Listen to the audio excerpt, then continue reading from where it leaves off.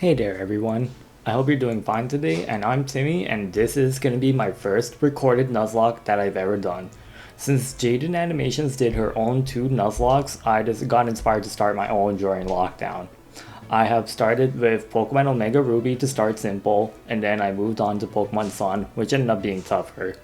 Now I'm moving on to Platinum, and this is the first one I can actually record since I'm emulating it. On top of it, the emulation also makes it very handy to speed things up since Sinnoh is infamously slow. My rules and the core Nuzlocke rules are going to be in the lower right at all times if you ever need a refresher. I'm going to try to show all of the relevant encounters for my Nuzlocke and all of the relevant fights for my Nuzlocke. Although I hate Gligar Line with a passion, so we're not using it because Subtoxic Gliscor needs to go die. So here's all the quality of life codes that I'm using that strictly speed up the game, give me knowledge, or just make grinding a lot faster. Dawn leaves after showing me how to catch Pokemon. I turn and yeah, there's our encounter right off the bat. So with my gym chart, I named Nanners, we scratch it and thankfully don't even crit and it doesn't even kill at that point. We get our first encounter easily. And so I decided to name Bidoof Pastry. Back on round 201, I encounter Starly, and since I already caught Bidoof, I can pass on it to get Starly. With that, we catch Starly, and I know exactly what I'm naming it. Pretty good. Let's go down! West of Jubilife, route 218, I fish up a Magikarp and name it Tempura. North of Jubilife is route 204, where we encounter Badoo and name it Pikmin. In the Ravage Path, we encounter Psyduck. Unfortunately, it's not a Zubat, but that's all the encounters we can get for now before Berry. Berry fight is not very eventful, but Pikmin does get a crit on Piplup, which was nice. On 203, I ran into Abra after Berry, so I have to YOLO Ball. And I get it! I name Abra 500 IQ, but I don't have access to Trade Evo, so it will be stuck as Kadabra. But then in Norberg Gate, I catch a Zubat, which I'm really happy about, and I name it Acrobat. With a lot of grinding, I evolved going down into Staravia, and Pikmin also evolved into Roselia. Onix is being difficult to catch at Orberg Mine for some reason, I have no idea why, but I catch it for a reason, and I name it Scram, because I'm sure you've seen the memes about Onix's attack stab by now. There's no way Monferno can one-shot everything with Mach Punch, so Pikmin was just a better strategy overall. But honestly, I don't have to say much about this fight anyway.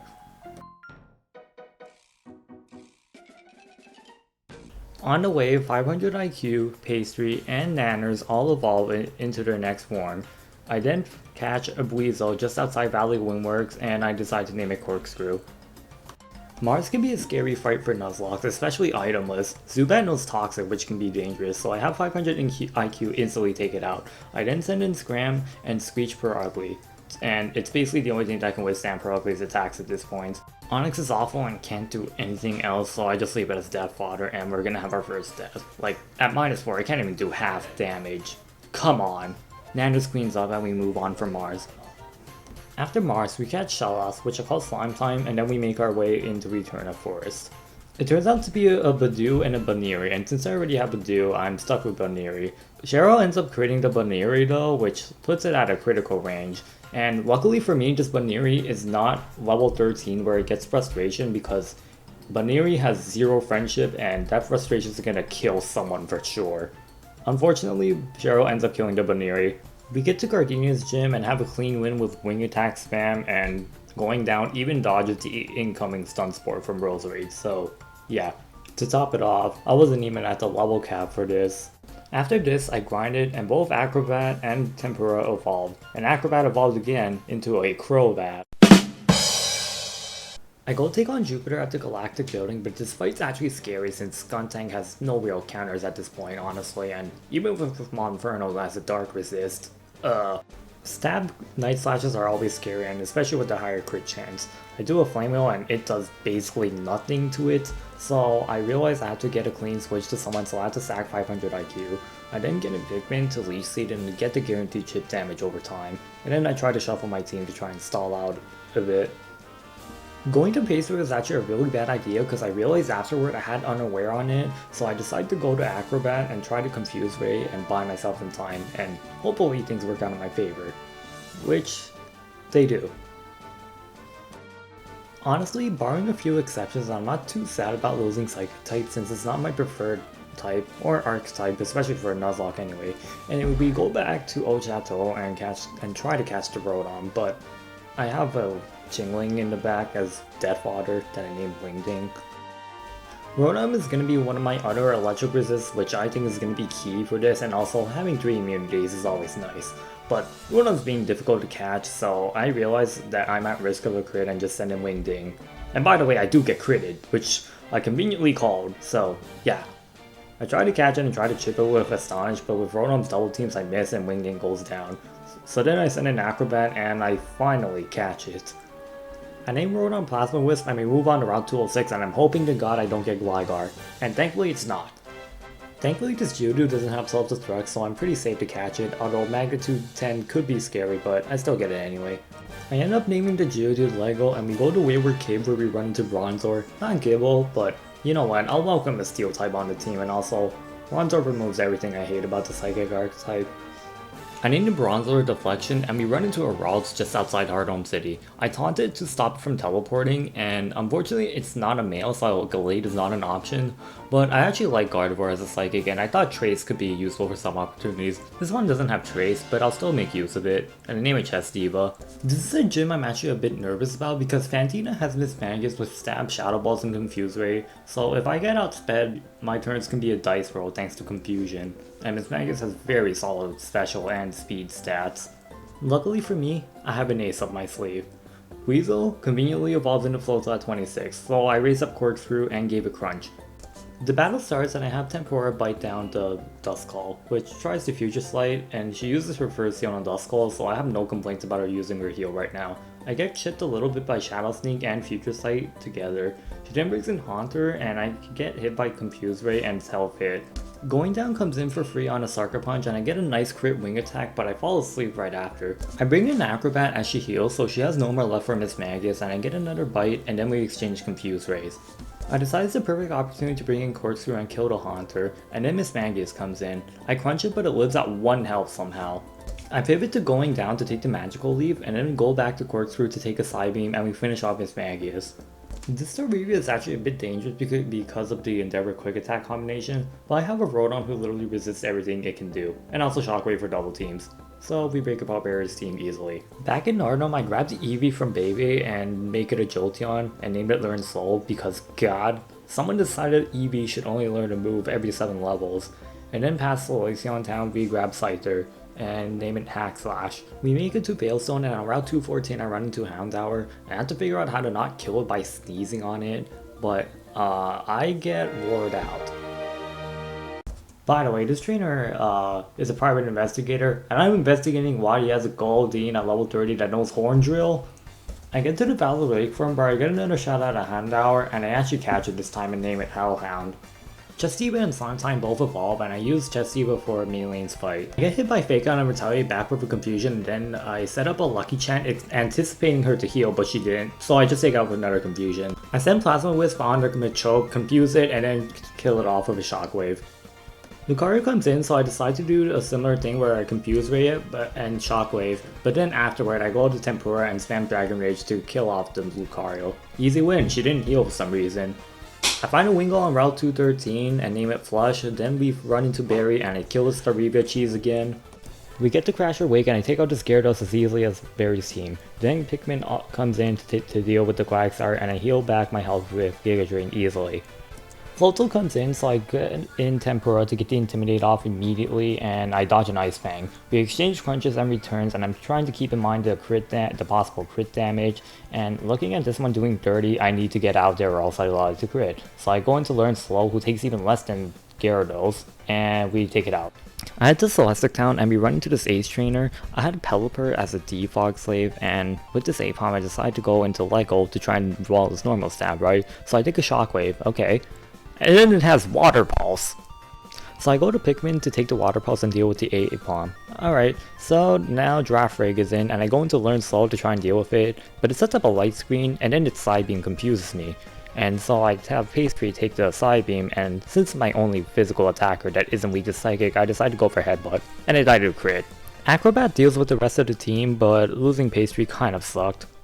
In hindsight, I didn't like any of my switch-ins since they were special attackers, so they had to deal with the light screen, and Lego was low on health, Crobat was weak to Psybeam. Maybe I could have sacked Flush instead.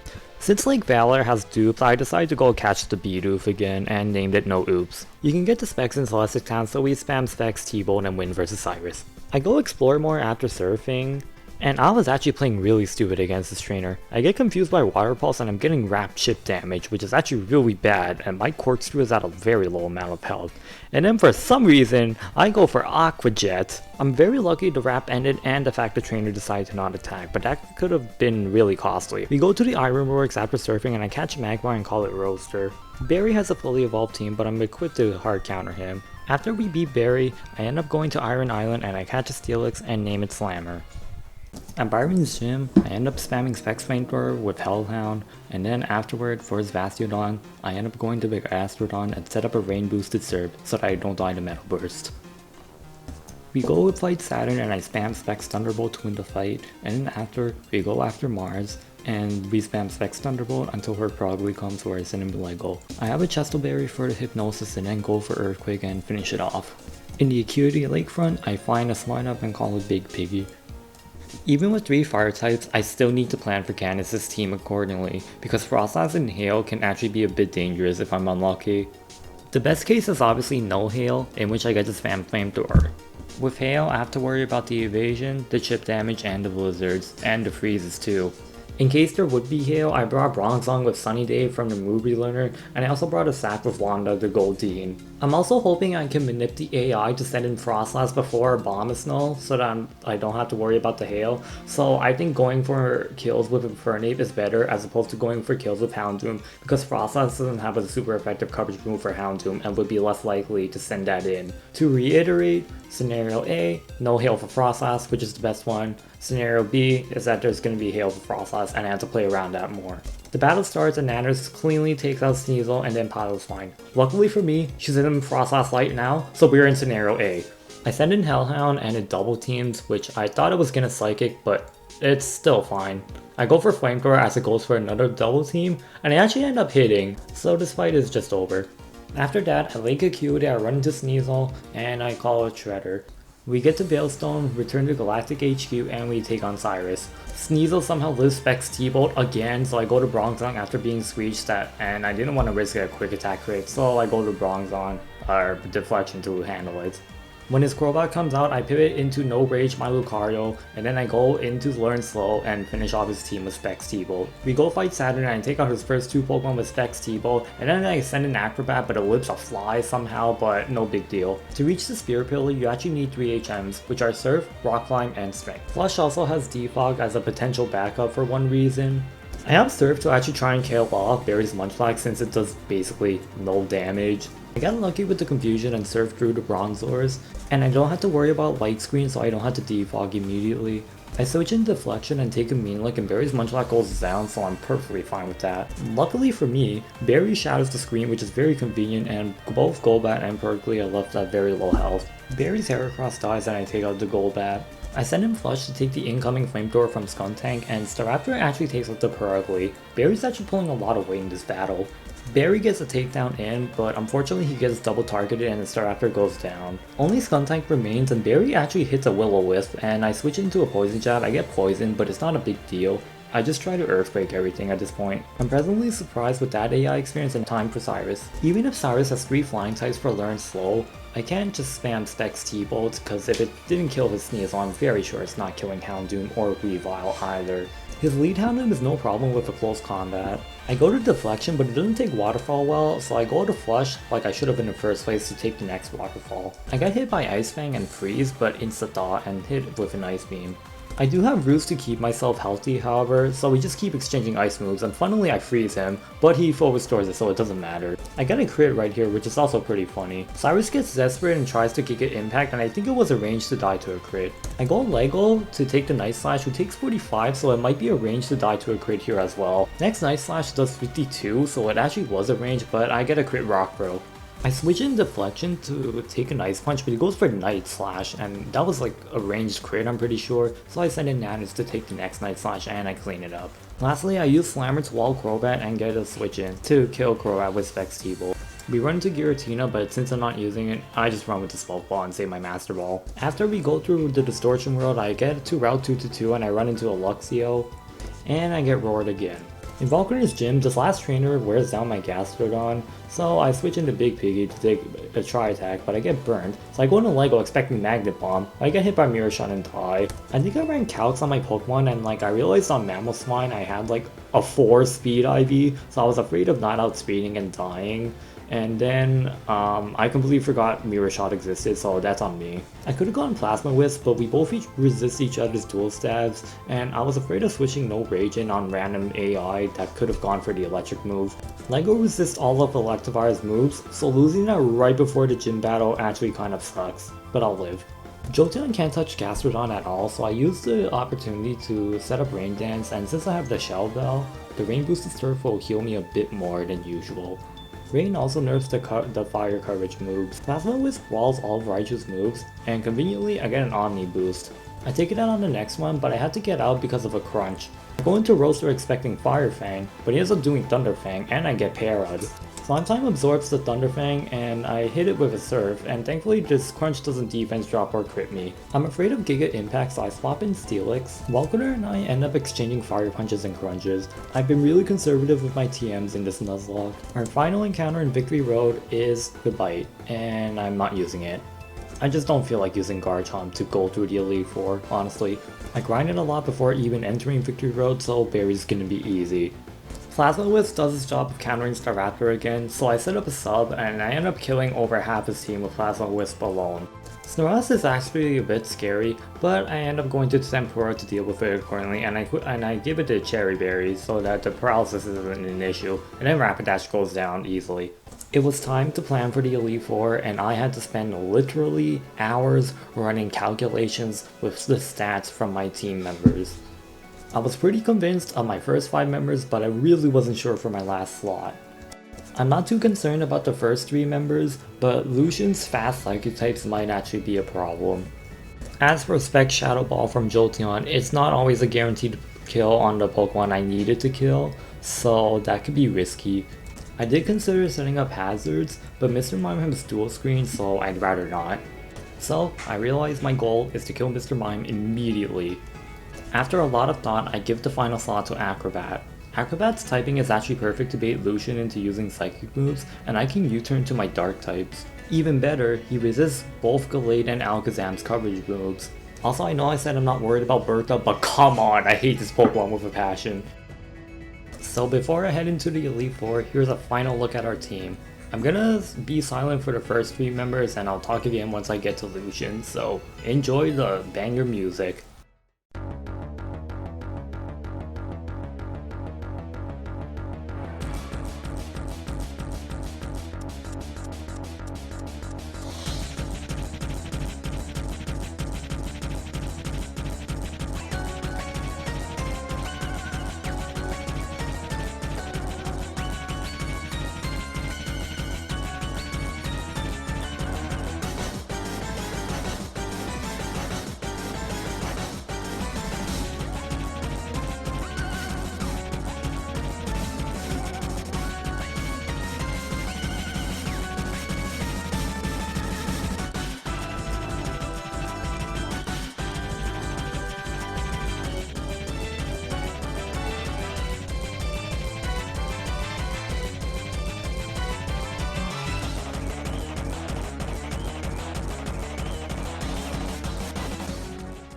For Lucian, I give Corkscrew the black glasses to boost Crunch, and Acrobat gets Wide Line so Fly doesn't miss. I use Corkscrew to lure into 2 Pokemon with grass coverage. Just in case he uses Psychic and not Energy Ball, I go to Houndoom just to be safe. From here, I go to Acrobat on a Focus Mist, and then I U-turn out into Shredder for my free switch. He uses a heal, but it doesn't matter. Gallade comes in now, so I go into Crobat to take the fighting move.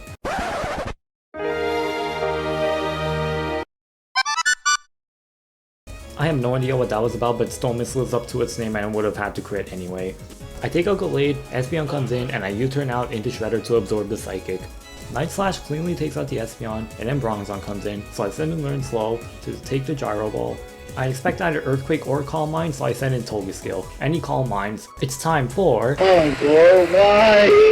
So we encore trap him and I chip him down eventually. I have 12 rare candies that I saved across the game and I'm not sure how to go about using them, but I decided the fairest way was to put everyone at level 60. This also gives Hellhound nasty plot. Let's take one final look at this team and the final adjustments that I made, and then it's time to go on and fight the champion.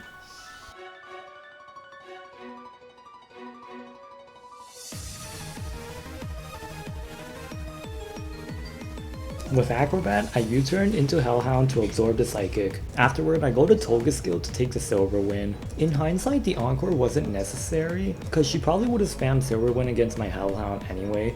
I used Sub and Nasty Plot combo to set up on Spiritomb. I set up the sub and the encore ends. At the time, I forgot Silver Win had 5 PP, and I think I was afraid of a crit Omni boost. I forgot encore also ends if you run out of PP. I tried to Dark Pulse flinch my Lodic, but it breaks my sub. And now, Garchomp is here. I spent about 5 minutes thinking on this move, and I decided to go to Toga skill to try and take an Earthquake. But she Dragon Rushes and hits, to my surprise. I did expect to have to sack someone in the Cynthia fight to Garchomp, and Toga skill takes one for the team. Shredder now comes in and gets to Ice Punch the Garchomp and takes it out. Lucario comes in and I realize I have no switching with its fighting, ghost, and rock coverage. Fly looks like a 2-hit kill on the Lucario, but I had to take a Stone Edge. And luckily, it doesn't crit. The next Fly takes out Lucario and now in comes her own Toga skill, so I U-turn. Learn Slow takes the Shockwave and I T-bolt it, but it's so bulky. Aura Sphere is a 3-hit kill, she uses her heal but it doesn't matter because the next T-bolts take it out. Her final Pokemon Roserade is out and I take a Sludge Bomb with Acrobat. And he lives like a god. We go for Fly with Acrobat, we hit it, and Roserade goes down. After several years of not playing Sinnoh, this is actually really fun to do and record it for the first time. This is also my first time editing a voiceover video like this together, so I hope you guys enjoyed and that you stay safe during this lockdown. Take care everyone.